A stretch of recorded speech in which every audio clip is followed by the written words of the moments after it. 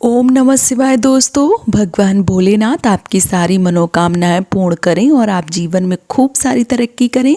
इसी के साथ आज का जो वीडियो है वो मैं शुरू कर रही हूँ। दोस्तों आज के वीडियो में मैं बात करने वाली हूँ महाशिवरात्रि के बारे में। महाशिवरात्रि व्रत जो है वो आने वाला है, आने वाली 8 मार्च को महाशिवरात्रि व्रत जो है वो पूरी विधि विधान से किया जाएगा।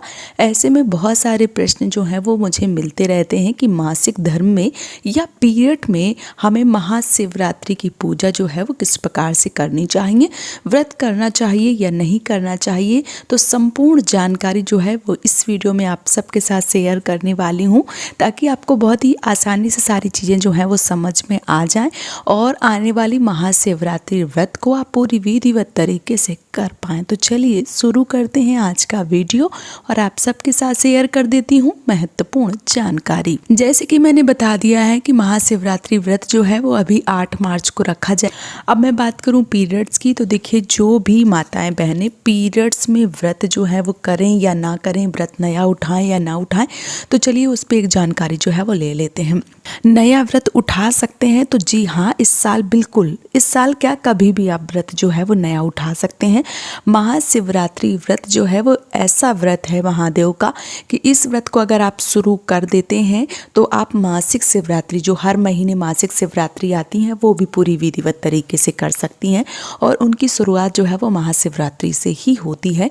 इसलिए जो महाशिवरात्रि है उसका आप सबको व्रत जो है वो ज़रूर करना चाहिए। किसी कारणवश अगर मान लीजिए प्रेगनेंसी हो गया या कभी मासिक धर्म हो गया या कई सारी ऐसी समस्या रही होंगी जिसके कारण व्रत छूट गया है, तब भी आप व्रत जो है वो उठा सकती हैं, कोई दिक्कत जो है वो नहीं है। मासिक धर्म में व्रत करें या नहीं, तो देखिए अगर आप पहले से इस व्रत को करती चली आ रही हैं तो आप बिल्कुल व्रत को कर सकती हैं, कोई दिक्कत नहीं है। लेकिन अगर आप पीरियड्स में व्रत उठाना चाहती हैं तो मुझे ऐसा लगता है कि अगर पीरियड्स में व्रत उठाया जाए तो पहले ही दिन से हम पूजा नहीं कर पाएंगे, तो फिर उठाने का जो मतलब है वो नहीं बनता है। तो आप इस साल व्रत जो है वो ना उठाएं अगर आपका पीरियड्स चल रहा है तो। अब पीरियड्स में पूजा जो है वो हमें कैसे करनी चाहिए, तो देखिए अगर आपका पीरियड्स का तीसरा दिन है, पहला दिन है, दूसरा दिन है या आपका चौथा दिन है तो आपको पूजा जो है वो नहीं करनी चाहिए। शास्त्र के प्रमाण के हिसाब से मैं बताऊं तो जो नारी है, जो स्त्री है, वो 3 दिन अशुद्ध रहती हैं और शास्त्रों में ऐसा वर्णन किया गया है कि 5वें दिन जो नारी है वो विधिवत तरीके से पूजा कर सकती हैं। लेकिन यहाँ पे मैं बोलना चाहूँगी कि 5वें दिन बहुत सारी ऐसी माताएं बहनें हैं जो पूर्णतया साफ शुद्ध हो जाती हैं और बहुत सारी ऐसी माताएं बहनें हैं जो 5वें दिन अशुद्धि की अवस्था में रहती हैं।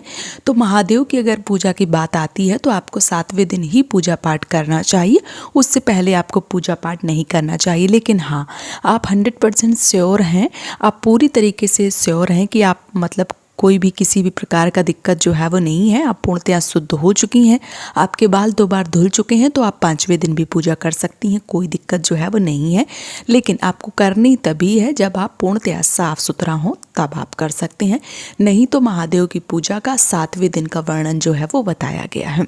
पूजा की अगर मैं बात करूं तो महाशिवरात्रि की ऐसी पूजा है जिसमें मौसमी जो भी फल फूल होते हैं, साथ ही साथ जो ऐसी चीज़ें जैसे बेलपत्र हो गया जो महादेव को पसंद है, ऐसी चीज़ें जो है वो चढ़ाई जाती हैं। कोई ऐसा नहीं है कि आपको भोग जो है वो बना के ही चढ़ाना होता है। जैसे बेर हो गया, जो गेहूं की बाली हो गई, धतूरे हो गए, बेलपत्र हो गए, ये बहुत सारी ऐसी चीज़ें अपने अपने राज्य के अनुसार थोड़ा सा सब जगह का अलग होता है।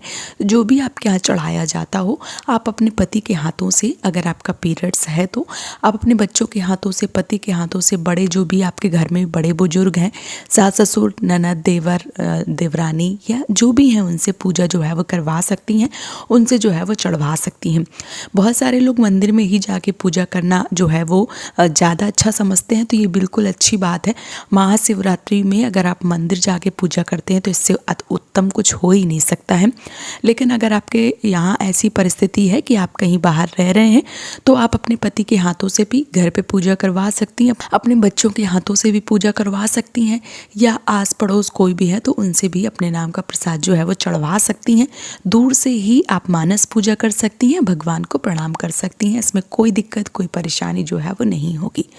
अगर मैं बाल धोने की बात करूं, बहुत सारे लोगों के मन में ये भी प्रश्न आते रहते हैं कि हमें व्रत के दौरान बाल धोने चाहिए कि नहीं धोने चाहिए। तो देखिए, बालों को धोने का शास्त्रिक प्रमाण जो है वो अभी तक कहीं नहीं मिला है, जैसा कि मैंने पढ़ा है। बाकी अपने अपने बड़े बुजुर्गों से जैसा लोग सुनते चले आते हैं वो आप सबके साथ शेयर कर देते हैं। बालों का धोने का कोई विधान नहीं है, लेकिन जैसे मान लीजिए जिस दिन व्रत होता है, बहुत सारे लोगों का ऐसा मानना है कि उस दिन हमें बाल जो है वो नहीं धोनी चाहिए। साथ ही साथ अमावस्या, पूर्णिमा, एकादशी वाले दिन भी बाल जो है वो धोना वर्जित बताया गया है। साथ ही साथ कुछ ऐसे दिन जैसे गुरुवार, शनिवार वाले दिन भी बाल नहीं धोने चाहिए। तो जैसे इस बार जो व्रत है वो शुक्रवार को रखा जाएगा, तो गुरुवार का जो दिन होगा उस पर भी आप बाल नहीं धो सकते हैं। तो आपको मान लीजिए बुधवार वाले दिन बाल धोना है, फिर गुरुवार को आप नहीं धो सकते हैं। लेकिन जिस दिन आप व्रत करते हैं, मैं अपने कई सारे वीडियो में बता चुकी हूँ कि अगर आप व्रत करते हैं और शौच इत्यादि जाते हैं, आपका मन नहीं भरता है, बालों को बगैर खोले हुए आप सर से पानी डाल के स्नान कर सकते हैं। इसमें कोई दिक्कत, कोई भी परेशानी जो है वो नहीं होती है। तो आप इस प्रकार से पूरी विधिवत तरीके से पूजा अर्चना जो है वो कर सकती हैं। तो इस वीडियो में मैंने आप सबके साथ सारी चीज़ें जो है वो बहुत ही अच्छे से वर्णन कर दिया है। उम्मीद करती हूँ कि आज का वीडियो आप सबको पसंद आया होगा। वीडियो पसंद आया है तो आप मुझे सपोर्ट कर सकते हैं इस चैनल को सब्सक्राइब करके। आज का वीडियो यहीं पर समाप्त कर रही हूँ दोस्तों। जय माता दी।